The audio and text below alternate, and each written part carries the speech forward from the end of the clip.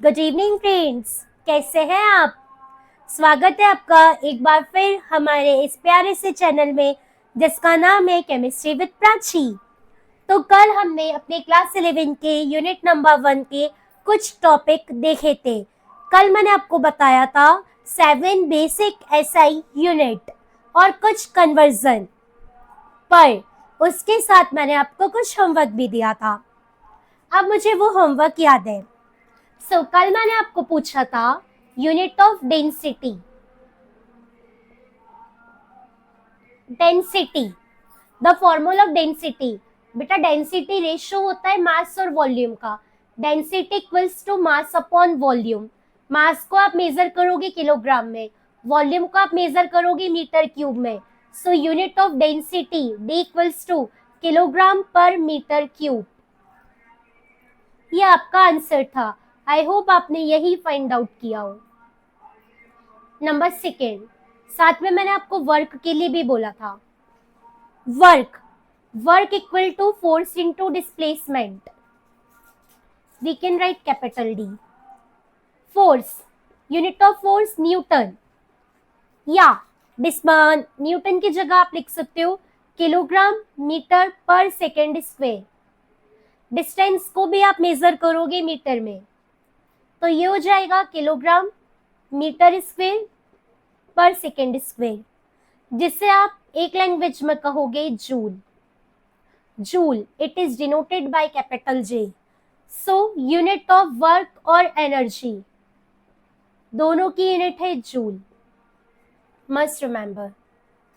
Number third, power. Power capital P. Power का formula class 10th में चलो, P इज equals to VI। V is volt, I is current, V equal to IR by Ohm's law, class 10th। तो V की जगह पर लिख सकते IR, IR into I, I into I square और R।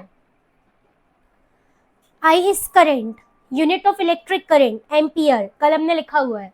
I स्क्वायर है तो ये एम्पियर स्क्वायर। R रेजिस्टेंस है, रेजिस्टेंस की यूनिट होती है ओम, तो ये हो गया एम्पियर स्क्वायर ओम। एम्पियर स्क्वायर ओम को अपन कहेंगे what, WATT। So unit of power is what. ये रहे दोस्तों हमारे कल के क्वेश्चन के आंसर्स। कल हमने आपको 3 क्वेश्चंस दिए थे, ये उन तीनों क्वेश्चन के आंसर्स हैं। तो अब हम लोग मूव करते हैं आज के काफी इंटरेस्टिंग टॉपिक की तरफ। तो रेडी हो जाइए मेरे साथ। ओके, तो आज का हमारा टॉपिक है अनसर्टेनिटी इन मेजरमेंट।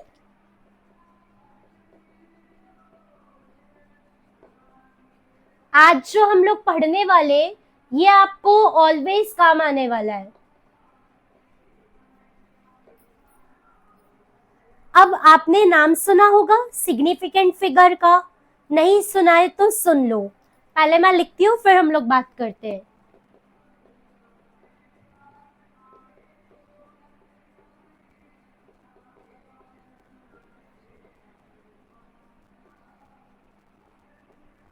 पहले मेरे साथ ये देखिए, सिग्निफिकेंट फिगर है, सिग्निफिकेंट डिजिट क्या होती है। ये बात मैं आपको एक जनरल एग्जांपल से समझाती हूँ।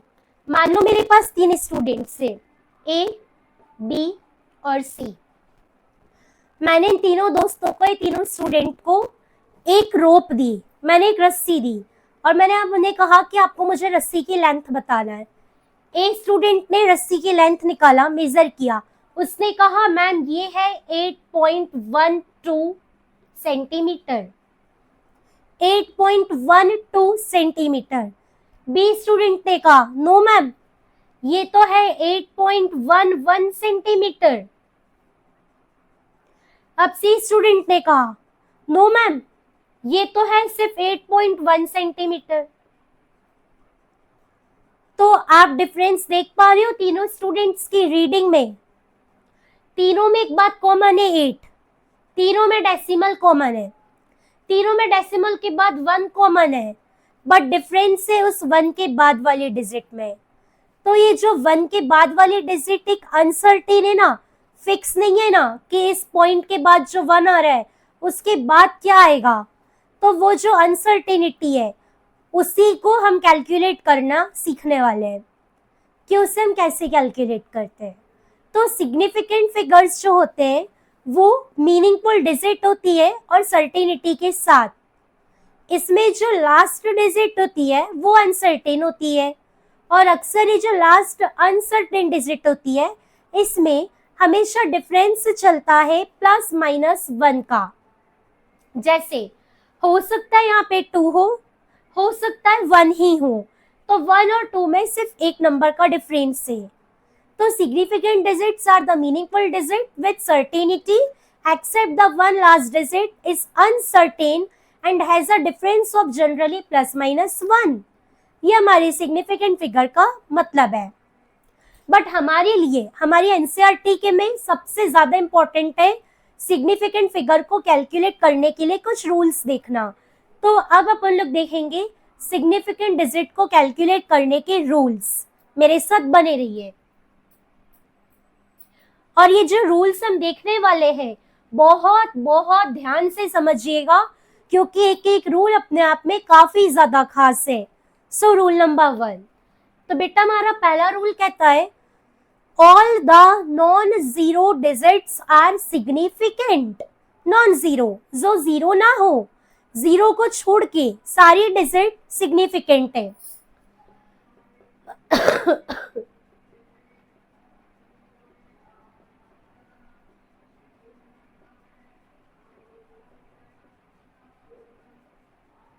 फॉर एग्जाम्पल, यदि मैं आपको पूछूं कि 1946 में कितने सिग्निफिकेंट फिगर है, तो आप देखिए यहाँ पे एक भी जीरो नहीं है, यहाँ पे एक भी जीरो नहीं है, मतलब यहाँ पे टोटल सिग्निफिकेंट फिगर है 4, क्योंकि रूल नंबर 1 है कि जीरो को छोड़ के सारी नॉन जीरो डिजिट सिग्निफिकेंट है।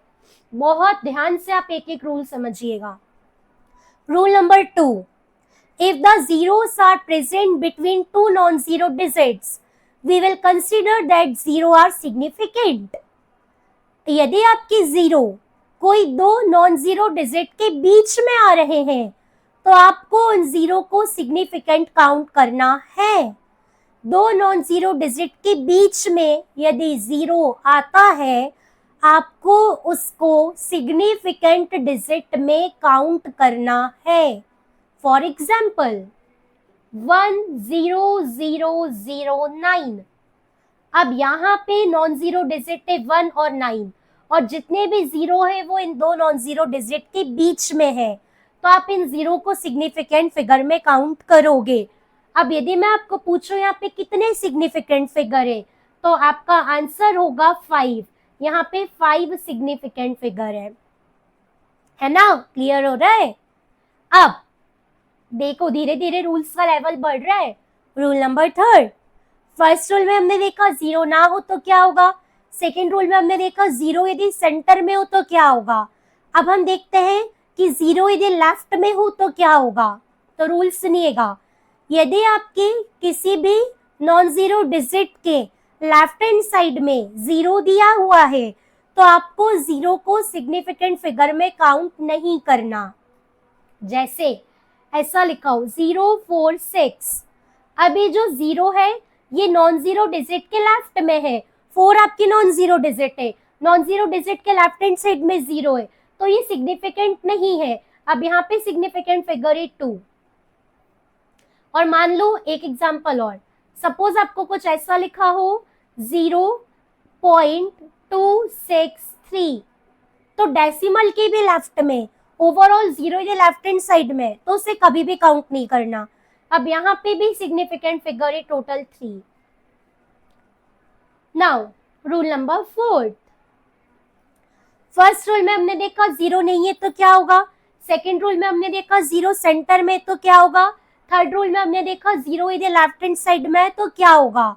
अब बहुत इंटरेस्टिंग और कंफ्यूज करने वाला रूल, रूल नंबर 4, जीरो यदि राइट में है तो क्या होगा। तो ध्यान से सुनना, इसमें मैं 2 केस बता रही हूँ। केस नंबर 1, यदि आपके किसी भी नॉन जीरो डिजिट के राइट हैंड साइड में जीरो है और उस फिगर्स में कोई भी डेसिमल नहीं है, तो आपको उस जीरो को सिग्निफिकेंट डिजिट में काउंट नहीं करना। One more time I am repeating, if zeros are present at the right of the non-decimal digit, then zero won't be counted as a significant figure. ठीक है? Let us learn with me via example. Like 19600. यहाँ पे जो zero है वो non zero digit के right hand side में है और यहाँ पे एक भी डेसिमल नहीं है, तो आप इस जीरो को सिग्निफिकेंट फिगर में काउंट बिल्कुल नहीं करोगे।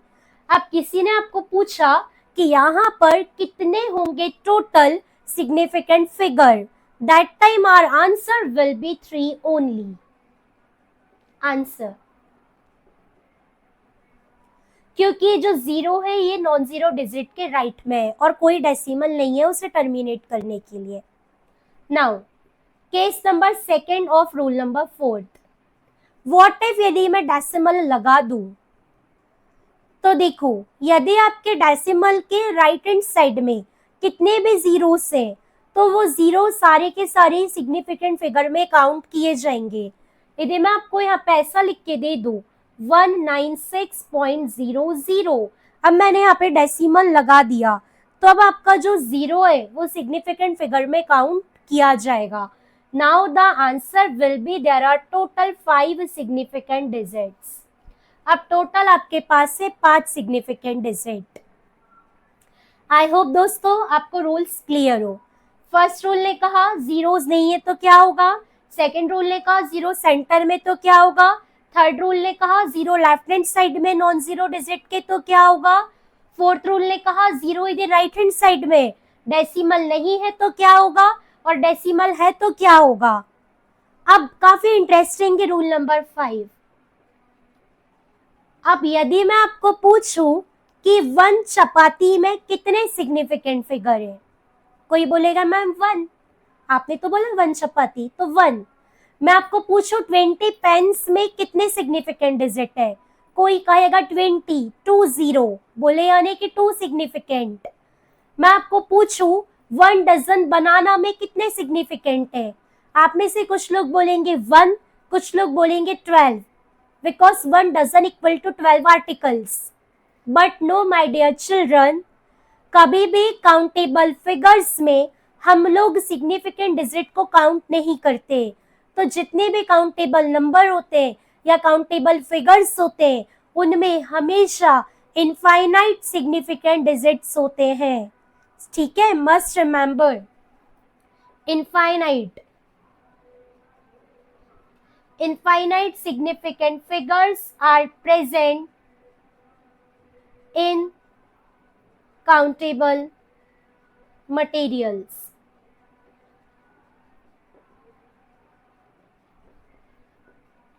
Example 20 pens, 2 dozen banana, इन सब में इनफाइनाइट सिग्निफिकेंट फिगर्स है। सो आई होप दोस्तों आपको हमारा आज का टॉपिक क्लियर हो। यदि आपको ये वाला टॉपिक क्लियर है तो आपके कल वाला टॉपिक आपके लिए बहुत इजी होने वाला है। कल हम लोग देखेंगे डिजिट्स को राउंड अप करना और साइंटिफिक नोटेशन में लार्ज नंबर्स को कन्वर्ट करना। तो आपको हमारा आज का यदि वीडियो पसंद आता है तो हमें लाइक करिए, हमारे इस चैनल को शेयर करिए और अपने फ्रेंड्स के साथ, अपने नोन पर्सन के साथ शेयर करके हमें सब्सक्राइब करना मत भूलिए। जाने से पहले सम होमवर्क क्वेश्चन फॉर यू। आपको कल की क्लास के पहले कमेंट सेक्शन में मुझे बताना है कि इनमें सिग्निफिकेंट फिगर्स टोटल कितने, जो मैं यहाँ पे नंबर्स लिखने वाली हूँ 0.002985, 126,00 एंड 100। इसमें आपको बताना है कितने सिग्निफिकेंट फिगर्स हैं। आपके आंसर का मैं कमेंट सेक्शन में वेट करूंगी। मिलते हैं कल, जब तक के लिए take care, enjoy your day and have a nice day. Bye bye.